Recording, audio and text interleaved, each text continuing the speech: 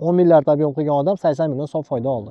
O'sha joyda sistemani bir qarab qo'yishimiz kerak. Bu bo'yicha hozir takliflar ishlab chiqyapmiz Davlat soliq qo'mitasiga, chunki avtokameralda kamchiligi bor. Qanaqa deydigan bo'lsangiz, realizatsiya qilyapti, farqiga NDSga to'g'ri 12% tortyapti, lekin foyda solig'ining 15% shu summaga tortilishi noto'g'ri. Buni bir proporsiya qilish kerak. Nimaga desangiz, oldingi hisobot davriga nisbatan qilgan daromadlari va xarajatlar o'rtasidagi jami daromad necha foizni tashkil qiladi? Misol uchun, sof foyda jami daromadning 8% tashkil qildi. Demak, 10 milliard ob'yom qilgan odam 80 million sof foyda oldi.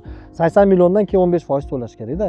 8% natijaga 15%. Bizda hozir avtokameral qanaqa chiqarib beryapti? Bizda avtokameral 12% deb to'latiryapti. Jami daromadning plus 15% foyda solig'ini to'latiryapti.